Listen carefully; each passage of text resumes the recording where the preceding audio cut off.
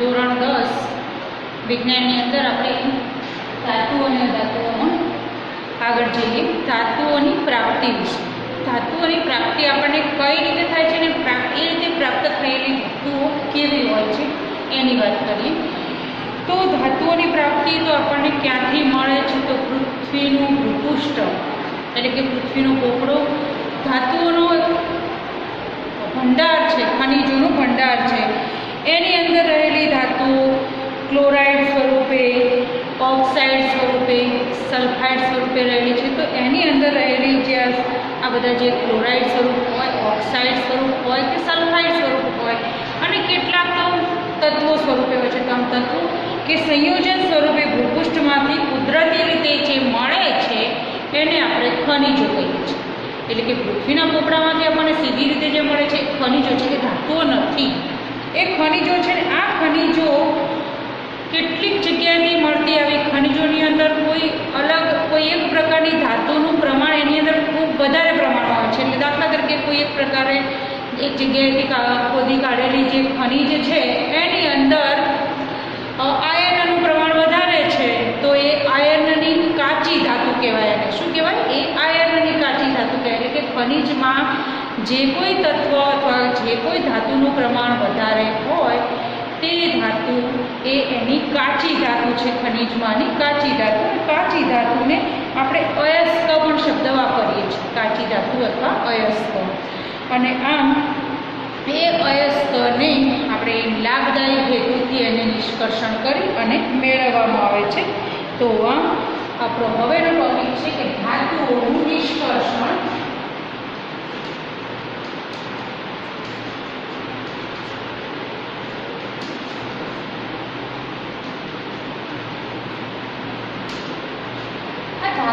નિષ્કર્ષણ છે બધી જ ધાતુઓ માટે એક પ્રકારે નિષ્કર્ષણ છે. એની દરેક માટે અલગ અલગ પદ્ધતિ છે. કેમ કે દરેક કાચી ધાતુ કોઈ એક જ સંયોજન સ્વરૂપે હોતી નથી. કાચી ધાતુમાંથી ધાતુને મેળવવા માટેની પદ્ધતિ એને ધાતુ નિષ્કર્ષણ કહેવાય છે. હવે ધાતુ નિષ્કર્ષણની અંદર આપણી પાસે 3 પ્રકારની પ્રક્રિયાઓ છે. એટલે કે કેટલીક ધાતુઓની સક્રિયતા ખૂબ ઊંચી છે. દાખલા તરીકે સોડિયમ, કેલ્શિયમ, મેગ્નેશિયમ, પોટેશિયમ આ બધી ધાતુઓની સક્રિયતા વધારે. કેટલીક ધાતુ એવી છે કે જે મધ્યમ સક્રિયતા ધરાવે. દાખલા તરીકે છે Fe, Zn, Pb આ બધી મધ્યમ સક્રિયતા ધરાવે છે. જ્યારે કેટલીક ધાતુઓ એવી છે કે ખૂબ ઓછી સક્રિયતા ધરાવે છે કે જેને આપણે નિષ્ક્રિય ધાતુઓ જેવું પણ કહી શકાય. સોનું, ચાંદી એટલે કે Au અને Ag અને કેટલાક અંશે કોપર આ કેવી છે? ખૂબ ઓછી સક્રિયતા ધરાવતી ધાતુઓ છે. એટલે ત્રણેય માટે ખૂબ ઓછી માટે, મધ્યમ પ્રકારની અને ખૂબ ઊંચી સક્રિયતા ધરાવતી કાચી ધાતુમાંથી તે ધાતુને નિષ્કર્ષણ કરવા માટેની પદ્ધતિઓ અલગ અલગ હોય છે. કેમ કે બધાને એક જ પદ્ધતિથી આપણે નિષ્કર્ષિત કરતા નથી. હવે જે સક્રિયતાવાળી ખૂબ ઓછી સક્રિયતા ધરાવતી ધાતુઓ છે એ લગભગ મુક્ત સ્વરૂપે હોય છે અને હોય છે તો એમના ક્લોરાઇડ કેવા સ્વરૂપે છે? એમના સલ્ફાઇડ સ્વરૂપે પણ હોય છે. તો જો સલ્ફાઇડ સ્વરૂપે હોય તો એમાંનું સલ્ફર દૂર કરવાનું, એમાંથી પાછું ધાતુનું નિષ્કર્ષણ કરવાનું. જો મધ્યમ સક્રિયતાવાળી છે તો મધ્યમ સક્રિયતાવાળી ધાતુ ક્યારેક કાર્બોનેટ સ્વરૂપે હોય છે તો કેટલીક વળી સલ્ફાઇડ સ્વરૂપે હોય છે. સલ્ફાઇડ માટે શું પદ્ધતિ કરવાની? કાર્બોનેટ માટે શું પદ્ધતિ કરવાની? સૌથી વધુ સક્રિયતા ધરાવતી જે ધાતુઓ છે એમાં તો આ કાર્બોનેટ સ્વરૂપવાળીની જે પ્રોસેસ છે એ પણ કામ નથી આવતી. એનું પીગલિત અવસ્થામાં વિદ્યુત વિભાજન કરવાનું હોય છે. આમ કાચી ધાતુમાંથી ધાતુને શુદ્ધ કરવા માટે કોઈ એક પદ્ધતિ ઉપયોગી નથી. માટે આપણે સક્રિયતા શ્રેણીના આધારે ધાતુઓની આપણે ઉપલબ્ધિ માટેની રીતો જોઈએ. તો સક્રિયતા શ્રેણીની અંદર સૌ પહેલાં આવશે એ સૌથી વધુ સક્રિય ધાતુ છે પોટેશિયમ, સોડિયમ, મેગ્નેશિયમ, એલ્યુમિનિયમ. આ ટોચ પરની ધાતુઓ કહેવાય, ટોચ પરની ધાતુઓ. ત્યાર પછી છે Zn, Fe, Pb, C. આ છે મધ્યમ સક્રિયતા ધરાવતી.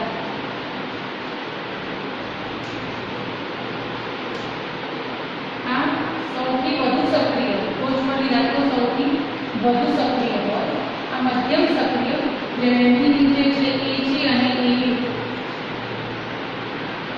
આ છે એ ઓછી સક્રિય એટલે કે નીચે રહેલી સક્રિયતા શ્રેણીમાં નીચે રહેલી ધાતુઓ આ લગભગ મૂળ અવસ્થામાં પ્રાપ્ત થાય છે મધ્યમ પ્રકારની છે એ કાર્બોનેટ સ્વરૂપે હોય છે અને કાર્બનના રિડક્શન દ્વારા મેળવવામાં આવે છે કાર્બનના રિડક્શનથી મેળવવામાં આવે અને જે સૌથી વધુ સક્રિય ધાતુ છે એનું પીગળિત અવસ્થામાં વિદ્યુત વિભાજન કરવાનું છે.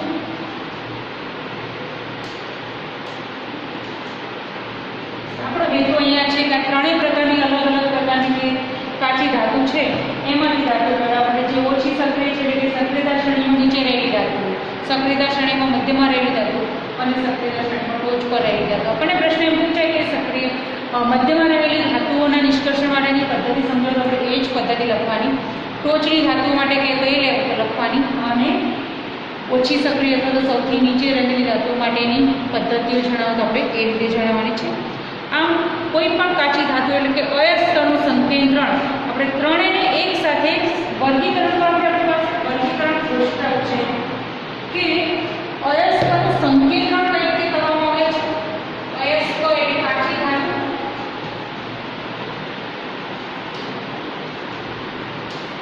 નું સંકેન્દ્રણ એમાં ત્રણ પ્રકાર છે.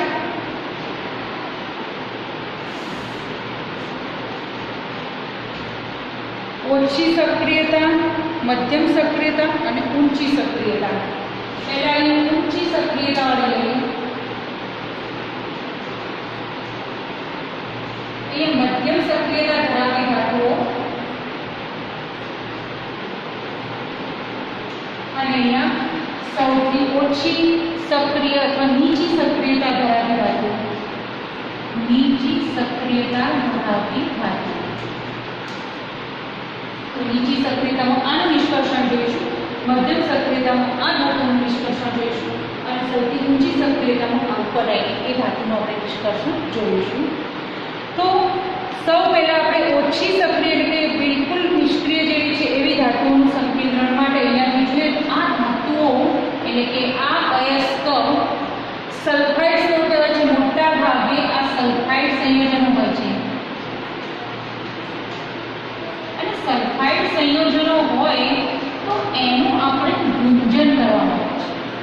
ભુંજન પદ્ધતિ કરો એટલે સલ્ફર સલ્ફર છૂટું પડી જાય. હંમેશા યાદ રાખવાનું કે ભુંજન કોનું થાય તો જે સલ્ફાઇડ યુક્ત કાચી ધાતુ છે એનું ભુંજન થાય છે. એટલે ભુંજન કરી અને એમાંથી સલ્ફર સંયોજન સલ્ફર દૂર કરવાનું એટલે આ ભુંજન એના માટેની પદ્ધતિ છે. ભુંજનના અંતે એમાંથી સલ્ફર દૂર થઈ જાય પણ જે તે ધાતુ શુદ્ધ સ્વરૂપે સીધી નહીં મળે એ ધાતુનો ઓક્સાઇડ મળશે અને એ ધાતુ ઓક્સાઇડમાંથી એને ગરમ કરો એટલે તમે એમાંથી ધાતુ શુદ્ધ સ્વરૂપે આપણને મળી જાય. અહીંયા સીધો ધાતુ ઓક્સાઇડમાંથી ધાતુ દ્વારા સીધો અહીંયા ગરમ લખવામાં આવે છે. તો આ થઈ નીચી સક્રિયતા ધરાવતી ધાતુઓના શુદ્ધિકરણ માટેની પદ્ધતિ એટલે નીચી સક્રિયતા ધરાવતી કાચી ધાતુના અવસ્થામાંથી સલ્ફાઇડ સંયોજનો મોટા પાયાની અંદર હોય છે અને સલ્ફાઇડ સંયોજનોમાંથી સલ્ફર દૂર કરવા માટે ભુંજન કરવામાં છે. ભુંજનના અંતે એમાંથી ધાતુ છૂટી પડે છે એટલે કે ધાતુ ઓક્સાઇડ મળે છે. ધાતુ ઓક્સાઇડમાંથી ગરમ કરો એટલે એમાંથી ઓક્સિજન આપોઆપ દૂર થાય છે અને ધાતુ શુદ્ધ સ્વરૂપે મળે છે. આ ધાતુ જો શુદ્ધ ના હોય એટલે કે 99% શુદ્ધ હોય પણ 100% શુદ્ધ કરવો તો એને શુદ્ધિકરણ પદ્ધતિમાં આપણે મોકલવું પડે છે. ચાલો હવે મધ્યમ સક્રિયતામાં જોઈએ. મધ્યમ સક્રિયતામાં બે પ્રકાર છે. કેટલીક ધાતુઓ સલ્ફાઇડ અયસ્ક હશે અને કેટલીક કાર્બોનેટ સ્વરૂપે હશે. કેટલીક સલ્ફાઇડ અયસ્ક હશે અને કેટલાક કાર્બોનેટ અયસ્ક હશે.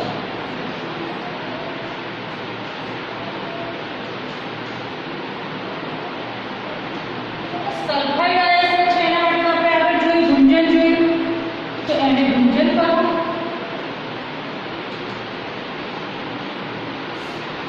અને કાર્બોનેટ જે અયસ્ક છે કાર્બોનેટ અયસ્કને કેલ્શિનેશન કરો. સલ્ફાઇડને ભુંજન કરવાનું અને કાર્બોનેટ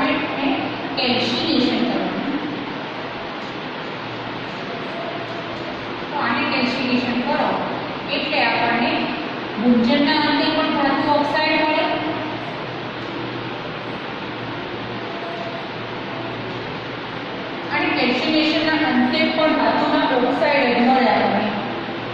આ ધાતુ ઓક્સાઇડનું રિડક્શન કરવાનું છે. ધાતુ ઓક્સાઇડનું રિડક્શન કરીએ એટલે શુદ્ધ ધાતુ મળી જાય. રિડક્શન કરો એટલે શુદ્ધ ધાતુ આપણને મળી જાય. તો આ મધ્યમ સક્રિયતા માટે આ બે પદ્ધતિ છે કે મધ્યમ સક્રિયતા ધરાવતી જે અયસ્ક છે એ કેટલીક કાર્બોનેટ સ્વરૂપે છે તો કેટલીક સલ્ફાઇડ સંયોજન સ્વરૂપે છે. જે સલ્ફાઇડ સંયોજન સ્વરૂપે છે એને તો આપણે ભૂંજન કરીને ધાતુ ઓક્સાઇડ બનાવી દઈએ. ભૂંજન કરીને સલ્ફર દૂર થઈ જાય ધાતુ ઓક્સાઇડ બને છે. ધાતુ ઓક્સાઇડમાંથી રિડક્શન કરી ઓક્સિજન દૂર થઈ જાય આપણને ધાતુ મળી જાય છે શુદ્ધ સ્વરૂપે. અને જે કાર્બોનેટ અયસ્ક છે કાર્બોનેટમાંથી CO3 કાર્બોનેટનું અણુ દૂર કરવા માટે એને કેલ્શિનેશન કરવું પડે છે. કેલ્શિનેશન કરો એટલે પણ એ ધાતુનું ઓક્સાઇડ મળે. એ ધાતુનું ઓક્સાઇડ ફરી પાછું રિડક્શન કરો એટલે ધાતુ શુદ્ધ સ્વરૂપે મળે છે.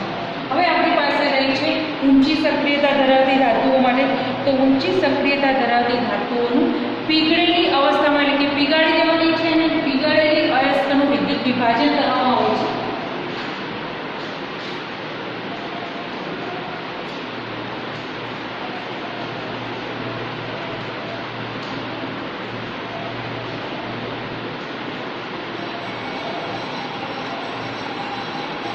પીગાળેલ અયસ્કનું વિદ્યુત વિભાજન કરવાથી કેથોડ પર શુદ્ધ ધાતુ મળે છે અને એનોડ પર અશુદ્ધ રહે છે.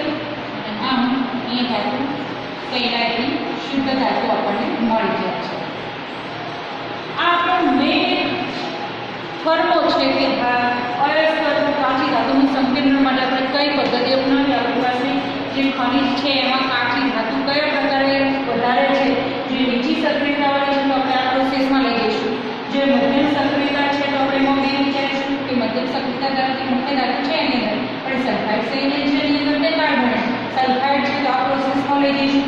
કાર્બોનેટ છે તો આ પ્રોસેસમાં લઈને ધાતુને શુદ્ધ કરીશું. જો ઊંચી સક્રિયતા ધરાવતી ધાતુઓ છે તો ઊંચી સક્રિયતા ધરાવતી ધાતુઓનું પીગળેલી અયસ્કનું વિદ્યુત વિભાજન કરવામાં આવે છે અને એમાંથી શુદ્ધ ધાતુ મેળવવામાં આવે છે. અને આમ આ રીતે આપણે ધાતુઓનું શુદ્ધિકરણ કરીએ છીએ. હવે ધાતુ સક્રિયતા શ્રેણીમાં નીચે રહેલી ધાતુઓનું નિષ્કર્ષણ માટે આ એક જનરલ ફોર્મેટ છે. આપણે અલગ અલગ પ્રશ્નો પૂછાય છે કે નીચી સક્રિયતા ધરાવતી ધાતુઓનું નિષ્કર્ષણ સમજાવવું એક ઉદાહરણ લઈશું અને સમીકરણ લખીશું એ પ્રમાણે. એ જ પ્રમાણે મધ્યમ માટે અને ઊંચી માટે. અને આમ ધાતુઓનું નિષ્કર્ષણ આ રીતે બધા માટે એક જ કોઈ કોમન પદ્ધતિ છે નહીં. તો સૌ પહેલાં આપણે સક્રિયતા શ્રેણીમાં નીચે રહેલી ધાતુઓનું નિષ્કર્ષણ જોઈએ.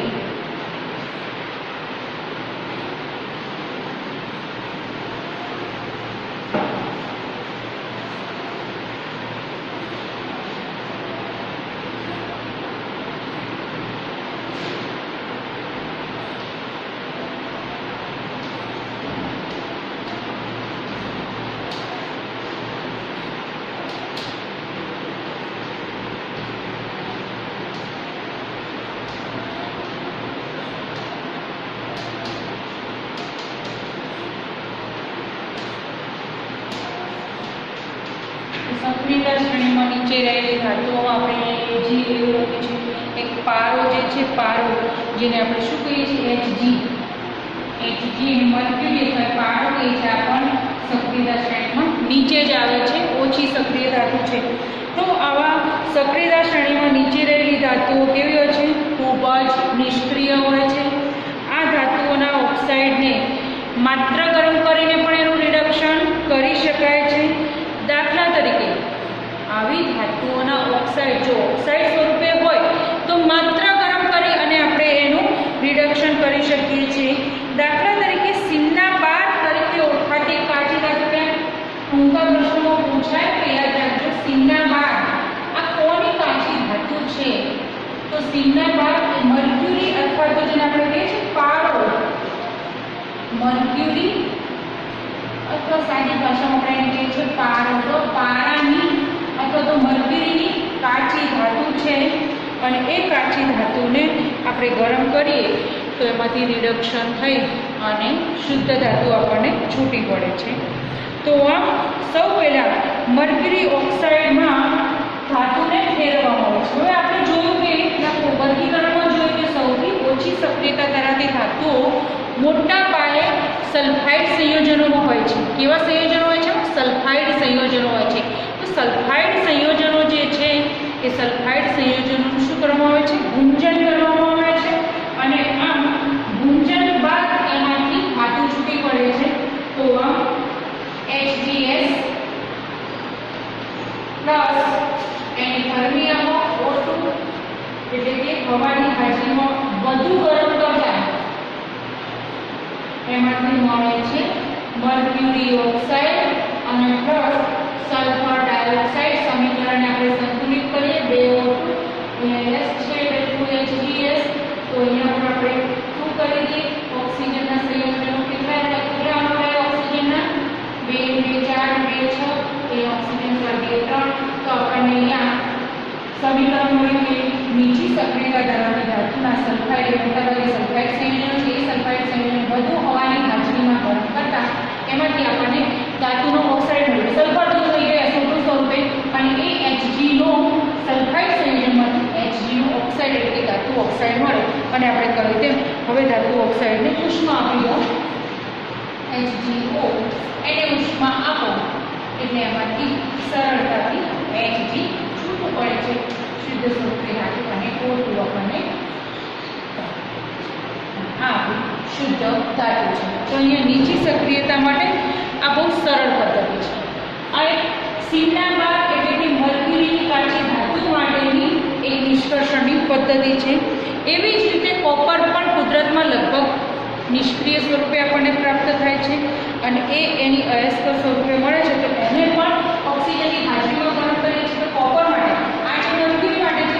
હવે કોપરની ધાતુ માટે એ પણ Cu2S સ્વરૂપે છે. કોપર સલ્ફાઇડ સ્વરૂપે છે. એ પણ ઓક્સિજનની હાજરીમાં ગરમ કરતા એમાંથી પણ ઓક્સાઇડ મળે છે અને પ્લસ સલ્ફર ડાયોક્સાઇડ સ્વરૂપે છૂટો પડે છે.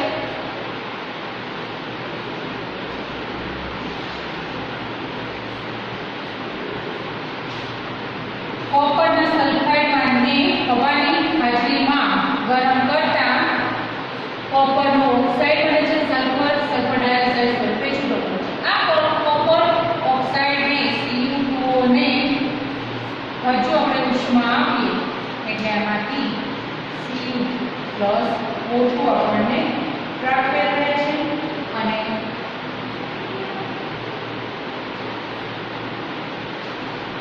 Cu2O પ્લસ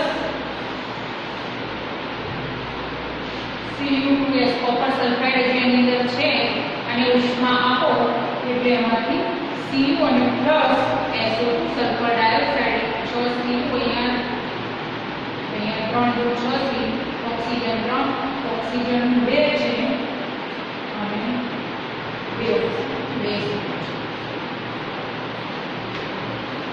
સમીકરણ સંતુલિત છે.